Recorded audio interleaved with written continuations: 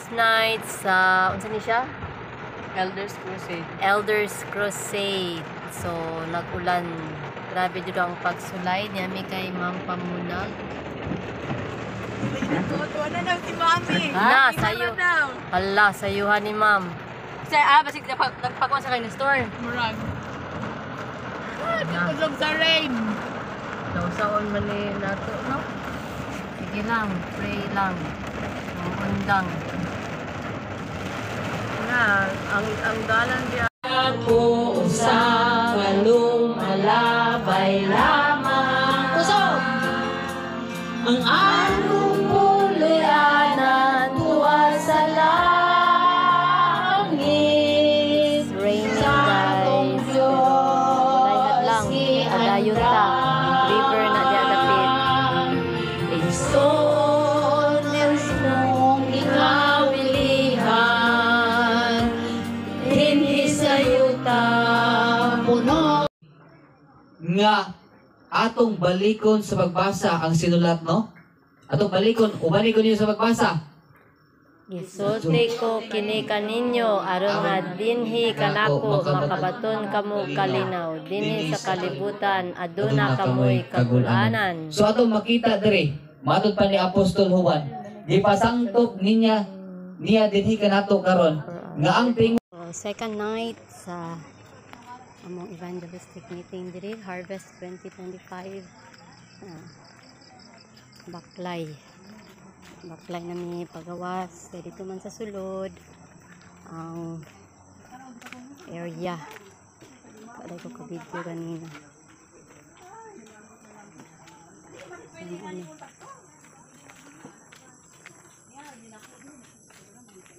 Pero ang uban nagbantay gud may mga signs unsa naman ay hapit na gud ay mobalik ang Ginoo. Gani nagingon sa Roma 13:12 nagingon busa isalikway ta ang mga buhat sa kangit-ngit. Nabatay buhat sa kangit-ngit? Kanang mga dito na inyong mag-uban kauban Jesus sa langit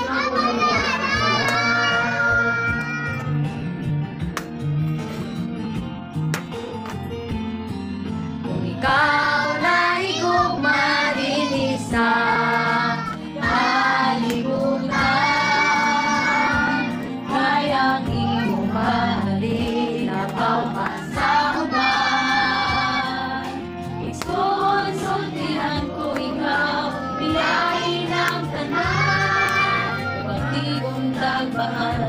dito sa langit kapuluyan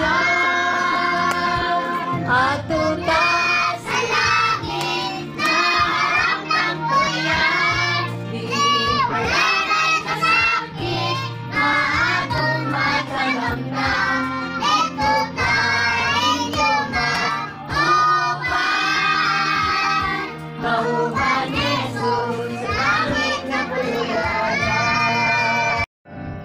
Sa tak na nga dili nagyud maantos ang Ginoong Dios duulon og sangpiton may kahangawa ug may kabalaka siya itugyan lang kaniya ang tanan busa duulon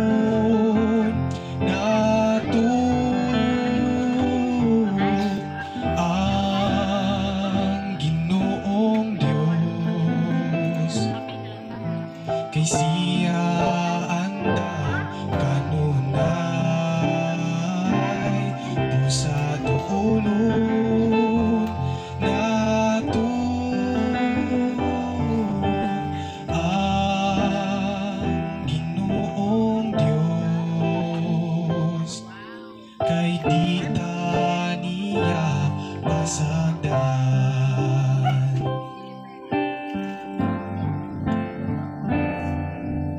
Kung sa tak na nga dili nagyud maantos ang Ginoong Dios duulon og sangpiton may kahangawa ug may siya, itugid lang kaniya ang tanan.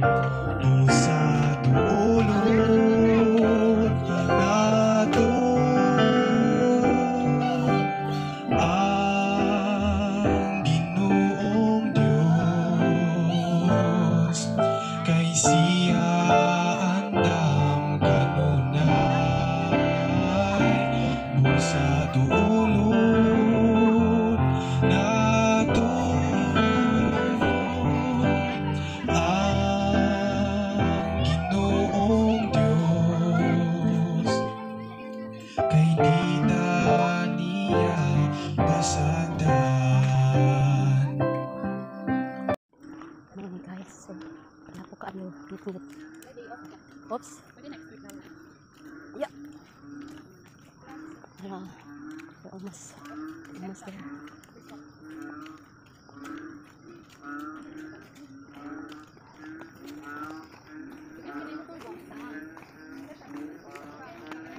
Ayan na guys, ngit-ngit.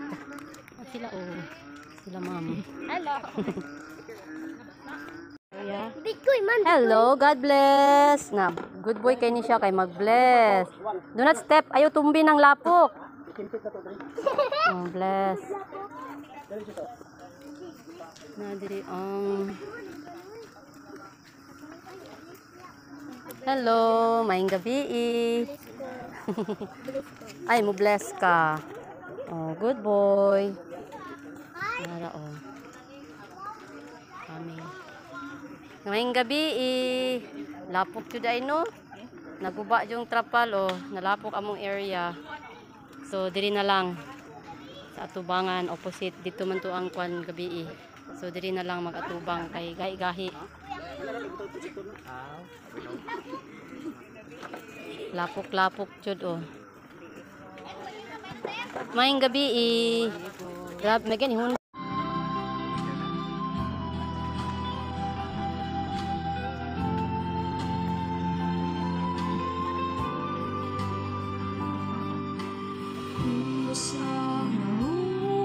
Ang balang kasulatan, huna-huna mo malamdagan. Matubag ang imong mga pangutana, nasa imong huna-huna na kulong. Sa dugay panahon, busa basa ang balang kasulatan, aron mahibawan ang kamatuoran nga natago niini nga libro, nga gipangita sa mga tao.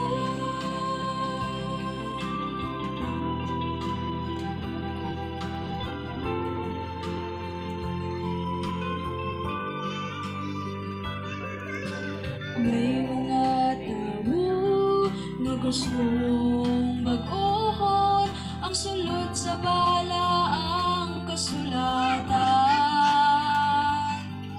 Ang wala nila nasayran na hangtod sa katapusan, kini dili pwedeng ilisan. Bisan kinsa pa man, busa basa ang balang kasulatan, aron mahibawan ang kamatuoran nga natago niini nga libro, nga gipangita sa mga tao. Bisan usa ka tuldok, bisan usa ka kudlit, kini dili pwedeng kuhaan.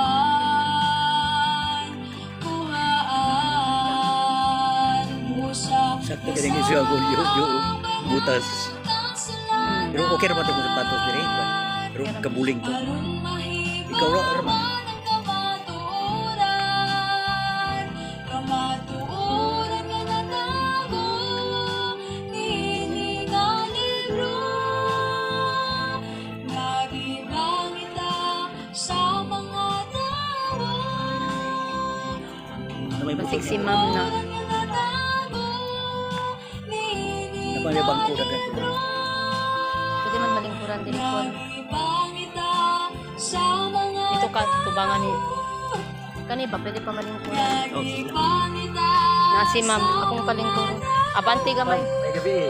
May gabi. Ito diya ma'am. May gabi. Wala na lagi tabon. Nahuba. Pag-ulan kanina sa kaso. Nga ma'am. Mga sugo in John 14:15. Dili ako'y nag-ingon ani. Dili si Elder Myrna nag-ingon ani, nag-prepare sila Elder Jojo. Ug kinsa man na ang mga pangulo sa iglesia dili. Ang nag-ingon ang Biblia. Ginoo. Ang Sa Ginoo. Bible mga kaigsunan. Ug unsa yang giingon, abi ninyo very important ang law. Katong lecture ni Elder Matilde no the other night. Ang kasuguan. Kaya kato siya ang mirror kung nagkahugaw na ba ang imong dagway, kailangan nimo i-check pero kailangan kung nahigugma ka sa Ginoo, imo siya himuon kada adlaw, justified by faith. And when you love the Lord, you accept Him. You accept the teachings of the Bible and you accept Jesus as your personal Savior. Dinhigod mga kaigsuunan sa law. Grabe ang giingon niya sa Ezekiel 20:12 na giingon, labot pa usab gihatag ko kanila ang akong mga adlaw ipapahulay. Unsa man ang day of rest mga kaigsuunan. Sa inyong nabalaan. Sige daw. Ha? Sabado. Daghan ba ang nagsimba og Sabado? Daghan kaayo pero unsang pinakadaghan nga nagtapok nga dili Sabado ang gisimba? Domingo. Pero unsa giingon sa Bible mga kaigsuunan? Abi ninyo sa Ezekiel 20:12 nagaing dabot pa usab gihatag ko kanila ang akong mga adlaw ipapahulay aron nahimong usa ka timaan sa taliwala kanako og kanila aron sila makaila nga ako mao si Jehova. Nagkabalaan kanila. Imagine, ang Ginoo mo'y nag-ingon nga kinahanglan unsa man atong himuon ang unsa pag-rest, day of rest sa adlaw ipapahulay. O kung saan nato siya, balaano nato kay kini siya mao ang saman. Mao ni siya para makailata sa Ginoo. We need to observe His teachings. We need to observe His Sabbath day. Daghan man ang balaod no katutanan atong i-follow. Sa day ka gigibulagan kasi mo ya.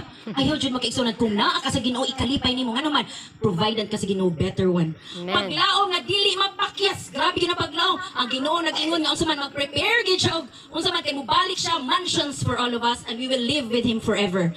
Kaluwasan nga dili kabayran mo na ikabayran tika. Basta maghubog-hubog lang ka. Bayran ikaw magsigarilyo ka dito. Bayran ikaw mag-inom-inom ka. Mag-adik-adik ka. Sige, bayran pagpatay dito. Alap, i-cheat na imong wife. Bayran ikaw tanan. Bisag million pa ihatang makigsunan. Ayaw gyud. Nga naman, importante ang life to come when God shall come and we will live with Him forever. Kaluwasan nga dili ka bayran kinabuhi na walay katapusan. Imagine ka, atong mga loved ones nga namamatay na ahead of us. Kadtong mga righteous, pukawon to sa Ginoo kauban nga magkunsa man. We will rejoice with them because they were righteous. Pagbalik sa Ginoo luwas pod sila mga kaigsuonan.